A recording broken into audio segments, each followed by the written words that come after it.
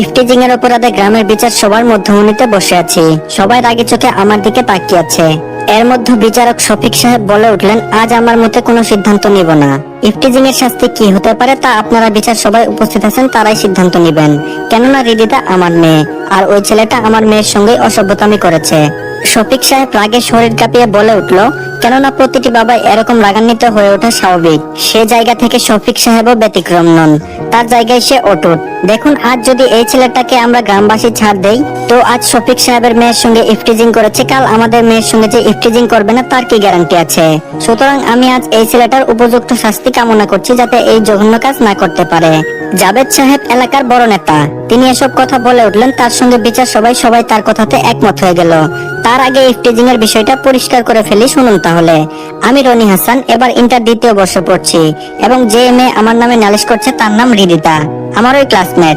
রিদিতার সঙ্গে আমার প্রায় 2 বছরের একতরফা ভালোবাসা ছিল। আমি ভালোবাসলেও রিদিতা আমাকে ভালোবাসতো না। আপনারা হয়তো ভাবছেন রিদিতা আমাকে ভালোবাসা না দেখে তার সঙ্গে ইফটিজিং করছি। না, আমি ইফটিজিং করিনি। সত্য কথা বলতে রিদিতা যেমন ভদ্র তেমন সুন্দরী, যার দরুন কলেজের সব ছেলেদের ক্রাশ ছিল রিদিতা। এর মধ্যে আমিও ব্যতিক্রম হতে পারিনি। সবাই রিদিতাকে পছন্দ করলেও সাহস করে রিদিতাকে ভালোবাসার কথাটি কেউ বলতে পারেনি। কেননা রিদিতার বাবা রাজনৈতিক দলে ভালোভাবে ক্ষমতা সম্পন্ন ব্যক্তি। সে চাইলে একজনকে কোনো মিথ্যা মামলায় নিমেষে জেল অবধি পৌঁছাতে পারে, কিন্তু মানুষ হিসেবে তিনি যথেষ্ট সৎ। একদিন আমার চাচাতো বোন তানিশাকে দিয়ে প্রপোজাল দিয়েছিলাম রিদিতার কাছে। সে প্রত্যুত্তরে একটা কথা বলেছিল, বাবা মার পছন্দের ছেলেকে সে নিজের স্বামী হিসেবে মেনে নেবে। কিন্তু এই প্রেম ভালোবাসা তার বিশ্বাস নেই। তানিশার মাধ্যমে এসব কথা জানতে পেরেছিলাম সেদিন। এরপর থেকে রিদিতাকে নিত্য নতুন ভাবে ইমপ্রেস করার চেষ্টা করি। রিদিতাও রেসপন্স দিতে লাগলো, কিন্তু সেটা অপ্রত্যাশিত ভাবে। মনের কোণে জায়গা হয়েছিল, কিন্তু হঠাৎ একদিন দুর্জয় এসে বলতে লাগলো, দেখ বন্ধু, তোকে ভালোভাবে বলছি, তুই রিদিতার জীবন থেকে সরে যা, নয়তো তার ফল ভালো হবে না, এই আমি বলে দিলাম। আমি বললাম, তুই কি আমাকে থ্রেট দিচ্ছিস? দুর্জয় বলল, তুই ভাবতে পারিস। আমি বললাম, আচ্ছা ঠিক আছে, রিদিতাকে আমি ভুলতে পারবো না, আমিও দেখে তুই কি করতে পারিস। দুর্জয় বলল, ভুল করলি দোস্ত, তুই আমাকে ভালোভাবে চিনিস না। আমি কতটা ডেঞ্জারাস হতে পারি সেটা আমি নিজেও জানি না। আমি বললাম, ধুর বাল, কি করতে পারবি করিস চা। সেই দিন দুর্জয়ের সঙ্গে কথা কাটাকাটি করে আসছিলাম, তবে দুর্জয় নাকি রিদিতাকে অনেক ভালোবাসে। সেটা আমি জানলেও আমি আমার জায়গায় অটুট, আর দুর্জয় তার জায়গায় অটুট। এইদিকে রিদিতার সঙ্গে রিলেশনটা প্রায় হয়ে গেছিল আমার। এর পিছনে আবার আমার চাচাতো বোন তানিশার সাহায্য এগোতে পেরেছিলাম। ভালোই চলছিল দিনগুলো। কলেজের ক্লাস শেষে মাঠে ক্রিকেট খেলতেছিলাম।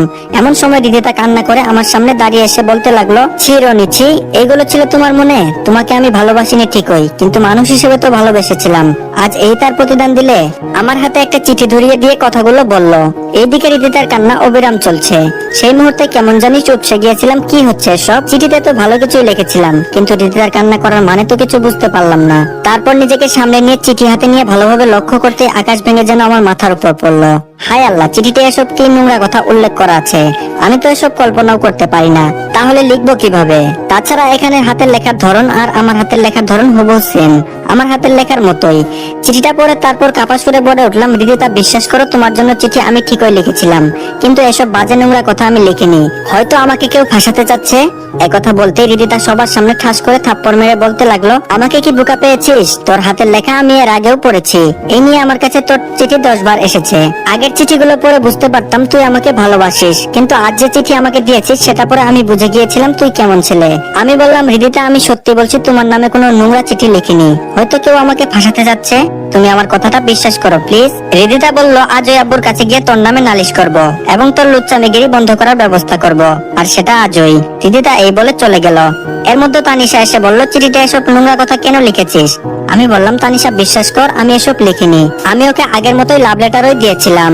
তানিশা বলল, চুপ কর, আরেকটা কথাও তুই বলবি না। তোর এই রিলেশনের জন্য কত কিনা করেছি আমি, আজ কেমনে পারলি রিদিতাকে বাজে প্রস্তাব দিতে? শেষমেশ তানিশাও আমাকে অবিশ্বাস করলো। এখন সারাদিন চিৎকার মেরে বললেও কেউ আমার কথা শুনবে না। কি আর করার, চুপ মেরে মাটির দিকে তাকিয়ে আছি। এর মধ্যে দুর্জয় ডেভিল মার্কা হাসি দিয়ে বলল, ছি ছি দোস্ত, তোর দ্বারা এই জঘন্য কাজ আমি মোটেও আশা করিনি। এই বলে শয়তানের একটা হাসি দিয়ে চলে গেল। এবার বুঝতে পারলাম এই সবকিছুর জন্য দুর্জয় দায়ী, কিন্তু এখন সকলেই কি আমার কথা বিশ্বাস করবে? কখনোই না। তারা ভাববে আমি অপরাধী। অপরাধ করে সে তো নিজেকে নির্দোষ প্রমাণ করবে, এটাই স্বাভাবিক। কিন্তু আমি এখানে দোষ না করেই দোষী হয়ে গেলাম। এই ছিল কয়েক ঘন্টা অতীতের কথা, এখন বাস্তবে ফেরা যাক। তারপর বিচার সবাই কাকা কাকিমা আসলো। তারা আমাকে লালন পালন করে বড় করেছেন। মাঝে মধ্যে আমার বাবা মার কথা জিজ্ঞেস করলে কাকিমা মন খারাপ করে বলতো, আমরা কি তোর বাবা মার মতো না? আমি বলতাম, হ্যাঁ তা তো বটেই। তারা বলতো, তাহলে বাবা মার কথা জিজ্ঞেস করছিস কেন? আমি বললাম, তারপরও আমার বাবা মার ব্যাপারে জানতে হবে। কাকিমা বলল, আমি চাই না তোর বাবা মার অতীত কাহিনী বলে তোর মনটা খারাপ করতে, এর জন্য তো বিষয়টা গোপন রাখছি, বুঝতে পারছিস না কেন? তাছাড়া আমরাও তোকে খুব ভালোবাসি। আমার মেয়ে তানিশার থেকেও তোকে আমরা আদর যত্ন বেশি করি। তাহলে কি অতীতের কথা শুনে মন খারাপ করার কোনো লাভ আছে বল? আমি বললাম, আচ্ছা ঠিক আছে, আর জিজ্ঞেস করবো না এসব কথা। ব্যাস, কাকিমা না করার কারণে আমি আর বলতে বাধ্য করিনি। এর জন্য বিষয়টা আজই আমার অজানা। তারপর কাকা কাকিমা তারা বিচার সবাই এসে শফিক সাহেবের দিকে তাকিয়ে জিজ্ঞেস করতেই তারা চিঠিটা তাদের সামনে ধরলো। ব্যাস, কাকা কাকিমা তারাও নিমেষে চুপ হয়ে গেল। তাদের মুখের ভাষা যেন হারিয়ে ফেলেছে। শফিক সাহেব তার মেয়েকে ডাক দিয়ে বিচার সবাই উপস্থাপন করলো এবং জিজ্ঞাসা করলো, এই ছেলে কি তোমাকে চিঠিতে বাজে প্রস্তাব দিয়েছে মামুনি? রিদিতা বলল, জি আব্বু, এই ছেলে। শফিক সাহেব বলল, রহমান, এবার তুমি বলো, তোমার ভাতিজাকে কি শাসন তুমিই করবা নাকি আমরাই করব?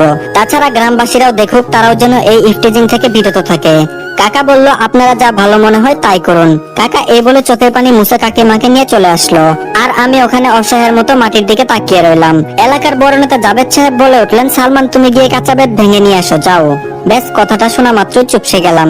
ব্যাস, তারপর এলাকার বড় নেতা সে বেত দিয়ে 10টা হাতের শক্তিতে আঘাত করলো। আর এইদিকে বেতের আঘাত সহ্য করতে না পেরে একটু সরে দাঁড়াতে চোখের কোণের দিকে সজোরে একটা আঘাত লাগে, যার দরুন চোখের কোণা থেকে রক্ত বের হতে লাগলো। আমার এমন অবস্থা দেখে শফিক সাহেব বলল, জাবেদ ভাই থাক, ও ছোট মানুষ, এবার ওর ভুল বুঝতে পারবে। জাবেদ সাহেব বলল, এই ছেলে যা, রিদিতার কাছে গিয়ে সরি বলবি এবং সেই সঙ্গে গিয়ে এটাও বলবি তার আশেপাশে আর ঘুরঘুর করবি না। তারপর রিদিতার সামনে গিয়ে বললাম, রিদিতা, আমার ভুল হয়েছে, আর তোমাকে বিরক্ত করব না। কান্না করে বলে ফেললাম, মায়ের আঘাতগুলো না যতটা কষ্ট পেয়েছি তার থেকে মান সম্মানের সব ধুলো মিশিয়ে গেল, সেটা ভেবে চোখ থেকে অজরে জল গড়ছে। আমার এমন করুণ অবস্থা দেখে রিদিতা মাথা নিচু করে ফেললো। সে হয়তো চাইছিল আমাকে শাস্তি দিতে, কিন্তু এভাবে যে সব হয়ে যাবে সেটা রিদিতা কল্পনাও করেনি। বিচার শেষে সবাই চলে গেল এবং রিদিতার বাবা শফিক সাহেব এসে বলল, এই ছেলে, তুমি এটা ভেবে নিও না যে আমার মেয়ের সঙ্গে ইফটিজিং করার অপরাধে একটু বেশি শাস্তি দিলাম, এটা কিন্তু না। আমার মেয়ের জায়গায় অন্য মেয়ে থাকলেও আমি সেটাই করতাম। আমি বললাম, আপনাদের বিচারে যা শাস্তি আসছে দিয়েছেন, এখন এসব মানবতার কথা আপনাকে বলতে হবে না। অনেকটা রেগে শফিক সাহেবের মুখের উপর বলে আসছিলাম। উপর দিকে রিদিতা শুধু নীরব দর্শকের মতোই দেখে যাচ্ছিল। এখন আর রিদিতার প্রতি ভালোবাসার বিন্দু পরিমাণ অনুভূতি নেই, যা আছে সব ঘৃণায় পরিণত হয়েছে। কিন্তু আজ একটা বিষয় কোনোভাবেই মেনে নিতে পারছি না। দোষ করলো দুর্জয়, আর সেটা শাস্তি পেলাম আমি। এখন এসব ভেবেই বা কি হবে? দুর্জয় তো রিদিতাকে পাওয়ার জন্য একটা গেম খেলছে। আমি চাইলে দুর্জয়কে সবার সামনে তার টেবিল চেহারাটা দেখাতে পারবো না। ব্যাস, সব ভাগ্য বলে মেনে নিয়ে বাড়ির গেটে ঢুকতে আমার রুম থেকে ভাঙচুর করার শব্দ পেলাম। বেশ দূরত্ব আমার রুমে গিয়ে লক্ষ্য করতে দেখলাম তানিশা আমার ব্যবহারকৃত জিনিসগুলো ফ্লোরে ফেলে দিয়ে ভেঙে ফেলছে এবং সেটাতে আগুন লাগিয়ে দিয়ে পড়ছে। তানিশাকে কিছু জিজ্ঞেস করতে কাকার সামনে এসে যা বললো তা শুনে মাথা কেমন জানি চক্কর দিয়ে উঠলো। তানিশাকে জিজ্ঞেস করেই ফেললাম, আমার এসব জিনিসগুলো ভেঙে আগুন দিয়ে পুড়ে ফেলছিস কেন? তানিশা বলল, কেন আগুন দিয়ে পড়ছি বুঝতে পারছিস না? আমি নিশ্চুপ হয়ে রইলাম। তানিশা বলল, তোর জন্য বাবা আজ কতটা অপমানিত হলো সেটা কি তুই একটু বুঝতে পেরেছিস? আমি বললাম, তানিশ। বলতেই তানিশা আমার কথা থামিয়ে বলল, হয়েছে, আর বলতে হবে না। আমাদের একটা সম্মান আছে যেটা তুই নিমিষে শেষ করে ফেলেছিস, আর না। তাছাড়া আমি কেমনে রিদিতার সামনে গিয়ে দাঁড়াবো সেটাই তো ভেবে পাচ্ছি না। এসব তোর জন্য হয়েছে। তানিশা রেগে আগুন হয়ে আমাকে কথাগুলো শোনালো। আমি বললাম, শুধু তোর বান্ধবীর দিকটাই দেখলি, আমাকে যে সবার সামনে হেনস্থা করলো সেটা দেখলি না? তানিশা বলল, তোকে যে মারটা দেওয়া হয়েছে সেটা অনেক কম হয়েছে। বিচারকের জায়গায় আমি থাকলে তোকে পিটিয়ে শেষই করে ফেলতাম। এখন প্লিজ তুই আমাদের বাড়ি থেকে বেরিয়ে যা তো, তোর জন্য আর আমরা অসম্মানী হতে পারবো না। আমি বললাম, কি বলছিস এসব? তোরা ছাড়া আমার আপন কে আছে? তানিশা বলল, তুই এতিম অসহায় বলে আমার বাবা মা তোকে সেই ছোটবেলা থেকে রাস্তা থেকে তুলে এনে লালন পালন করেছে। এখন তো তুই আর ছোট নেই, যেদিকে খুশি সেদিকে চলে যা। তানিশার কথা শুনে নিমিষেই চোখের কোণে জল জমে গেল। তার মানে কাকা আমার রক্তের কেউ না। এসব ভাবতে কাকা আমার রুমে এসে বলতে লাগলো, তানিশার মা এবার ওকে এই বাসা থেকে বের হয়ে যেতে বলো। কাকার কথা শুনে নিমিষেই মাথাটা কেমন যেন চক্কর দিয়ে উঠলো। তারপর নিজেকে সামলে নিয়ে বললাম, কাকা আজ একটা সত্য কথা বলবা? কাকা নিশ্চুপ হয়ে দাঁড়িয়ে রইলো। আমি বললাম, আমি কি সত্যি এতিম? তোমরা আমার আপন কেউ না? শুনলাম আমাকে নাকি রাস্তা থেকে এনে তোমাদের বাসায় আশ্রয় দিয়েছো, সেটা কি সত্যি? কাকা বলল, হ্যাঁ, তানিশা যেটা বলেছে সেটা সত্যি। আমি বললাম, ও, তার মানে আমি তোমাদের রক্তের কেউ না? কাকা বলল, না। এবার বুঝতে পারলাম এর জন্য কাকিমা আমার বাবা মার সম্পর্কে কিছুই জানায়নি। কথাটা শুনে কষ্ট পাবো বলে আমাকে জানায়নি, কিন্তু এমন একটা দিন জানতে পারবো সেটা আমি কল্পনাও করিনি। এসব আনমনে ভেবে যাচ্ছি, এর মধ্যে তানিশা বলে উঠলো, এখন বল কবে আমাদের বাড়ি থেকে বের হয়ে যাবি? সবাই তো শুনলি। আমি বললাম চিন্তা করিস না, কলেজ থেকে টিসি নিয়ে তারপর এখান থেকে সারা জীবনের জন্য চলে যাব।